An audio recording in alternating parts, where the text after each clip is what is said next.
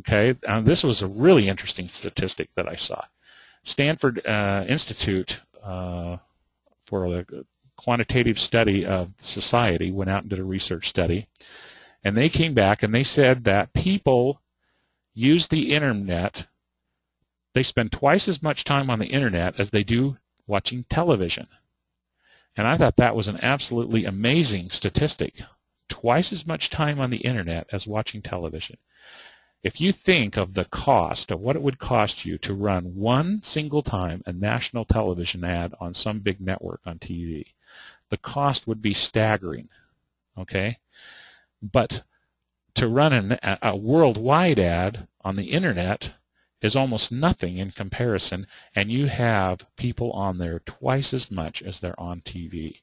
So the internet is an incredibly, incredibly viable place to do advertising and marketing. And it seems like that's just increasing all the time. I know on our servers we look, we watch the online order statistics, and between the years, and we're up. Our customers have seen an increase of more than 20% in online orders between last year and this year. And it depends on the customer where they're at. Some must have seen substantially more than that, and maybe some have seen less than that. But more than an average of like 20 to 24% increase in online orders through our system. And that's happening all over the country. More and more people are shopping online. And this is in a time when money's tight, when the economy is struggling, when brick and mortar stores are hurting, okay? Online orders are going up. So this is really the place to be, and there are a lot of people there. Okay, consumers will spend $143 billion online per year.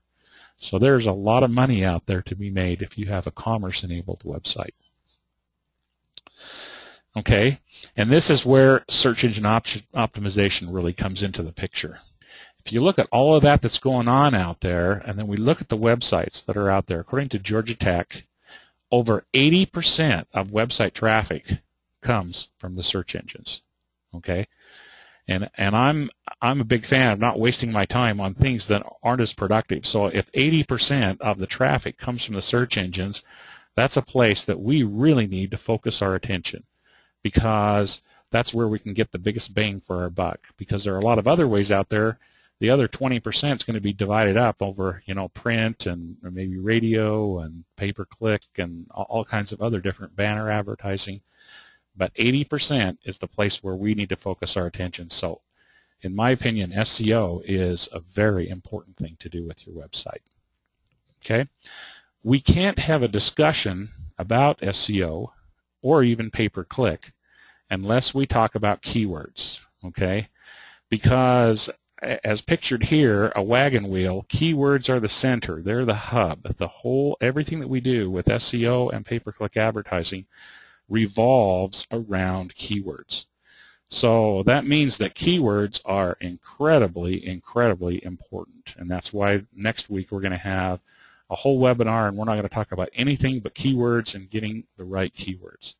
And I'll just kind of give you a bird's eye view again over that to show you how important keywords are and how what we need to do to get good keywords. The first thing we need to do is we really need to really define what a keyword is, and some other things here too, because I'm going to use some of these interchangeably, even though they're really not interchangeable. Okay, a keyword is we can define it a couple different ways. Okay, when somebody goes out to search for something, it's the words that they're going to type into the search engine to try to find it. Okay, so if you're selling widgets and they want to buy your widget, or they're interested in your widget, they're going to type in widget. Okay, that's going to be the keyword, or maybe keyword phrases. Blue widgets, green widgets, widgets that dance, whatever. They're going to type in those keywords to try to find you. So back on your side of the picture, what you want to do is you want to make sure that when they type that keyword in, that you're the guy that pops up on that top page. So again, as I say, everything revolves around that keyword. And how you use the keywords to make sure that you pop up on the search engine when they type that in and they're looking for you. Okay? So a keyword would typically be one word, widget. Okay? Just one word. A keyword phrase would be several words, because a lot of people are going to type in several words to find what they want. Dancing widgets, okay, that's a keyword phrase. That's 2 words. Green dancing widgets, still a keyword phrase. Okay. Now, as we go through this presentation, I'm going to use keyword phrase and keyword pretty much interchangeably. Okay, I'll just call it a keyword, but I'm really talking about keyword phrases. Typically what we find is that people don't type in one keyword because it's too broad and they'll get back too many results. So most people actually use a keyword phrase. And so really, for what we're talking about, for all intents and purposes, when we say keyword, we really mean keyword phrase, which is, several words to define something, because very, very seldom do people type in a single word, because it just doesn't narrow it down enough and doesn't get them what they want to do. Okay, so you want to think more in keyword phrases, and it's really difficult to work with just a specific keyword.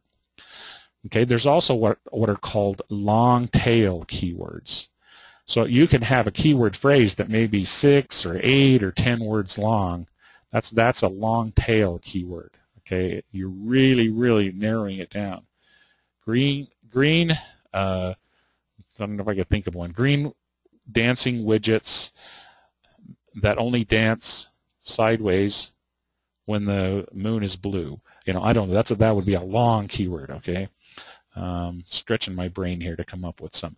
But in your particular thing, that would be a long tail keyword.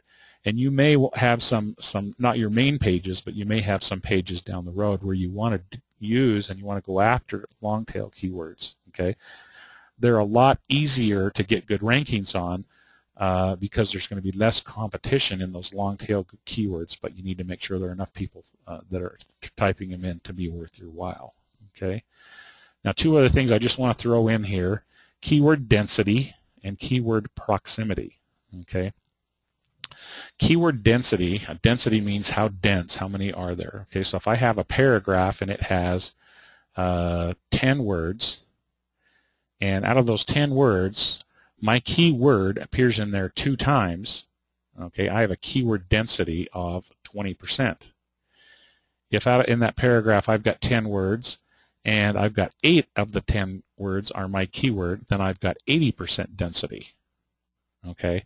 Now, as we put our keywords into our website, we need to be careful, okay, because there's a fine line. If we don't have our keyword dense enough, we don't have it in there enough times for the text that's there, we're not going to get ranked well.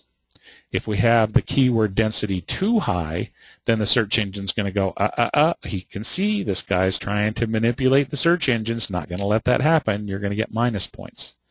And so we have to look at that, and it's a constantly moving target. And we've got some tools, and we'll show you some places where you can actually do that and kind of try to find out where the best place for you to do, where for you the best place for your density is to be. Okay. So let's look at keyword proximity. And proximity means kind of where it is. And what we're really talking about here is in a keyword phrase, if I have dancing widgets, okay, I can approach that 2 different ways. I can have a sentence, dancing widgets are wonderful and you will love them, okay? Now I've got dancing, the word dancing, and the word widgets, the 2 words in my phrase, and they're right next to each other. I have dancing widgets are wonderful, okay? So the proximity is right next to each other. Now, if I said, my widgets are great and they really dance cool, okay, I still have both of the words from my phrase in there, but now they're not in close proximity to each other. They're separated apart. So I'm not going to get as good of score points from Google or the other search engines from those because my proximity is still split up. But I will still get points. And so even in your text, you want to think about density and proximity.